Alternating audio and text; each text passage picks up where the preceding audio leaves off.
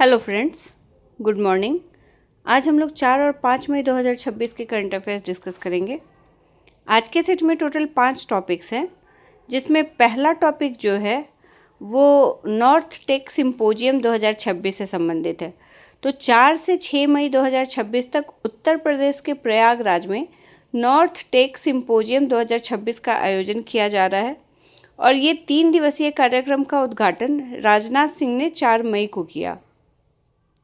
ये जो सिम्पोजियम है ये भारतीय सेना के नॉर्दर्न और सेंट्रल कमांड द्वारा society of Indian defence manufacturer के सहयोग से आयोजित किया गया है और इसका उद्देश्य रक्षा क्षेत्र में तकनीकी नवाचार को बढ़ावा देना है।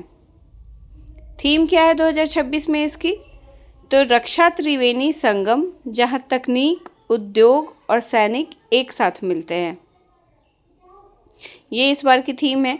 इसमें कुल 284 कंपनियां भाग ले रही हैं, जिसमें लघु, सूक्ष्म और मध्यम उद्यम, निजी रक्षा तकनीकी कंपनियां, स्टार्टअप्स और वर्दीधारी नवप्रवर्तक यानी कि इनोवेटर्स शामिल हैं।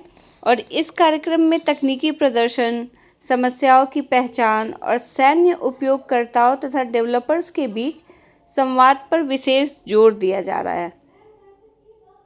इस आयोजन का मुख्य फोकस किस चीज़ पे रहा? तो फील्ड रेडी तकनीकों, रख रखाव प्रणालियों और भारतीय सेना की खरीद प्रक्रियाओं पर इस सिम्पोजियम का मेन फोकस रहा। उद्देश्य क्या है इस सिम्पोजियम को आयोजित करने का? तो सैन्य आवश्यकताओं को तकनीकी समाधानों से जोड़ना, विशेषकर कृत्रिम बुद्धिमत्ता, ड्रोन और निगरानी प्रणालियों जैसे जो क्षेत्र हैं, तो उन सारे क्षेत्रों में सैन्य आवश्यकताओं को जोड़ना इस सिम्पोजियम का मेन फोकस रहा। उद्घाटन कहाँ किया गया? ध्यान रखिएगा, प्रयागराज में। किसके द्वारा किया गया? राजनाथ सिंह के द्वारा। कब से कब तक आयोजित हो रहा है? तो 4 से 6 मई 2026 तक। थीम भी ध्यान रखिएगा, रक्षा त्रिवेणी संगम, जहाँ तकनीक, उद्योग और सैनिक एक साथ मिलते हैं। नेक्स्ट टॉपिक देख लेते हैं। तो नेक्स्ट टॉपिक लिपुलेख दर्रा से संबंधित है। हाल ही में नेपाल ने उत्तराखंड के लिपुलेख दर्रे के माध्यम से आयोजित होने वाली कैलाश मानसरोवर यात्रा पर आपत्ति जताई है और इस मुद्दे को भारत और चीन के सामने कूटनीतिक विरोध के रूप में रखा है। लिपुलेख दर्रा कहाँ है? तो ये उत्तराखंड के पिथौरागढ़ जिले के कुमाऊं क्षेत्र में स्थित एक ऊंचाई वाली पहाड़ी मार्ग है, जो भारत, चीन, नेपाल त्रिजंक्शन के पास स्थित है। मतलब वहाँ पे भारत, चीन और नेपाल तीनों की सीमाएं हैं और उसी त्रिजंक्शन के पास ये स्थित एक ऊंचाई वाला पहाड़ी मार्ग है। भारत 1954 से इस मार्ग का उपयोग कैलाश मानसरोवर यात्रा के लिए करता आ रहा है और नेपाल ने अभी जून से शुरू होने वाली है ये यात्रा, तो उससे पहले ही नेपाल ने इस पे आपत्ति जताई है। नेपाल का दावा है कि लिपुलेख, लिम्पियाधुरा और काला पानी, ये जो सारे क्षेत्र हैं, ये नेपाल के अंतर्गत आते हैं और इसके समर्थन में वो 1816 की सुगौली संधि का हवाला देता है। सुगौली संधि ब्रिटिश ईस्ट इंडिया कंपनी के बीच, नेपाल और ब्रिटिश ईस्ट इंडिया कंपनी के बीच एंग्लो नेपाल युद्ध के बाद हुई थी और ये संधि भारत नेपाल सीमा निर्धारण का एक प्रमुख दस्तावेज मानी जाती है। 2026 की कैलाश मानसरोवर यात्रा जून से अगस्त तक होने वाली है और 10 समूहों में 50-50 श्रद्धालुओं को इस मार्ग से ले जाने की योजना है। हाल ही में भारत और चीन ने लिपुलेख के माध्यम से व्यापार मार्ग की भी घोषणा की थी। तो भारत और चीन ने इस मार्ग से व्यापार करने की भी घोषणा हाल ही में की थी, जिसके बाद अब नेपाल ने चीन और भारत दोनों के सामने कूटनीतिक विरोध के रूप में इस मुद्दे को उठाया है। नेक्स्ट टॉपिक एडीबी से संबंधित है, यानी कि एशियन डेवलपमेंट बैंक। 3 मई 2026 को एशियन डेवलपमेंट बैंक ने एशिया और प्रशांत क्षेत्र में बिजली और डिजिटल कनेक्टिविटी को मजबूत करने के लिए 70 अरब डॉलर की क्षेत्रीय निवेश की योजना की घोषणा की है। तो क्षेत्रीय निवेश के लिए 70 अरब डॉलर का क्षेत्रीय निवेश करने जा रहा है एडीबी एशिया और प्रशांत क्षेत्र में। ये घोषणा कहाँ की गई? तो इस घोषणा को एडीबी के अध्यक्ष मसातो कांडा, ये भी पूछता है कई बार जो इंटरनेशनल ऑर्गेनाइजेशन होते हैं उनके अध्यक्ष का नाम या उसका हेडक्वार्टर कहाँ है, ये भी पूछा जाता है कई बार।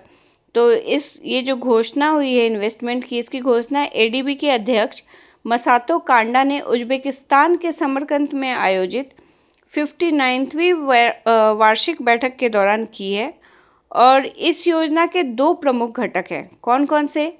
तो पहला है $50 अरब का pan Asia power grid initiative और दूसरा है $20 अरब का एशिया प्रशांत डिजिटल हाईवे।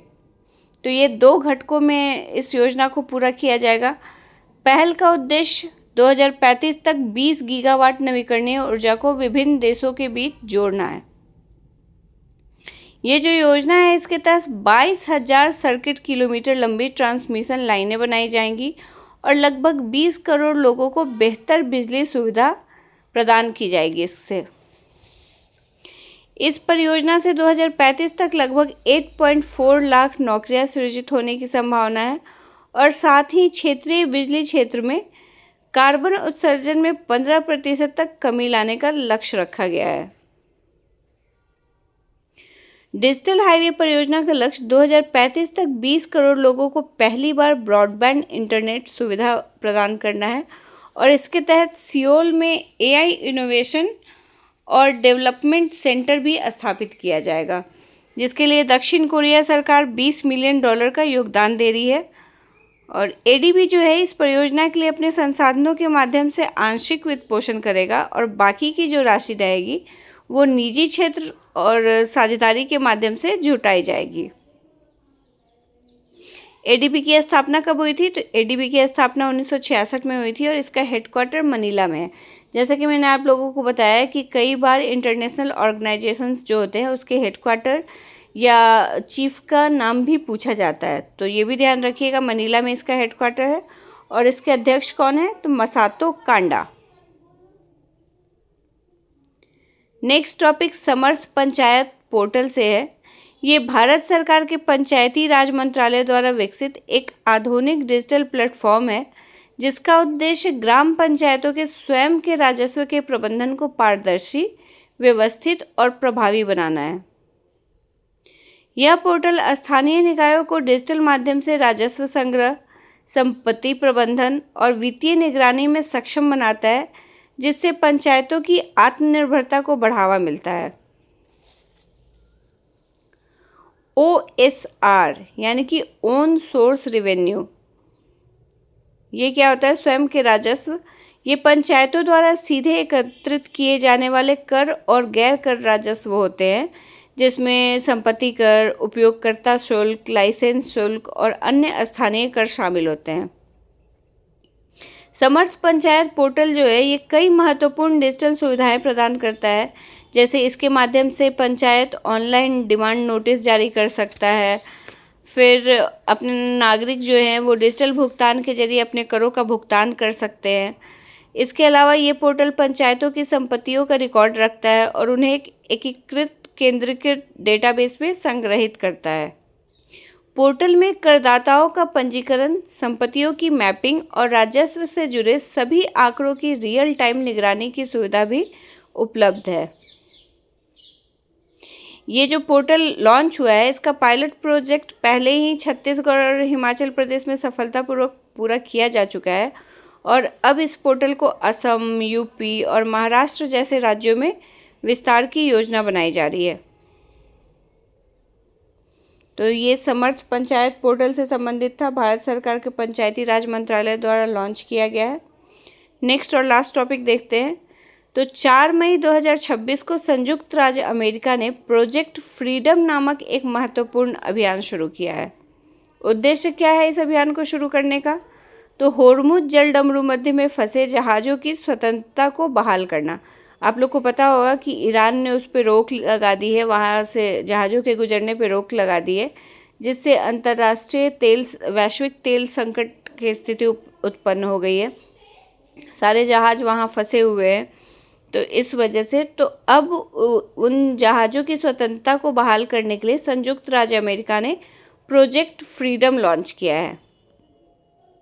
इस अभियान में यूएस सेंट्रल कमांड की सैन्य क्षमताओं का उपयोग किया गया है, जिसमें गाइडेड मिसाइल विध्वंसक, 100 से अधिक हवाई और समुद्री विमान, मानव रहित प्लेटफॉर्म और लगभग 15,000 सैनिक शामिल होंगे। होर्मुज जलडमरू मध्य कहाँ है? एक दिन मैंने पिक्चर के माध्यम से भी दिखाया था आप लोग को। तो ये ओमान और ईरान के बीच स्थित एक बहुत ही संकीर्ण समुद्री मार्ग है जो फारस और ओमान की खाड़ी और अरब सागर से जोड़ती है। फारस की खाड़ी को ओमान की खाड़ी और अरब सागर से जोड़ती है।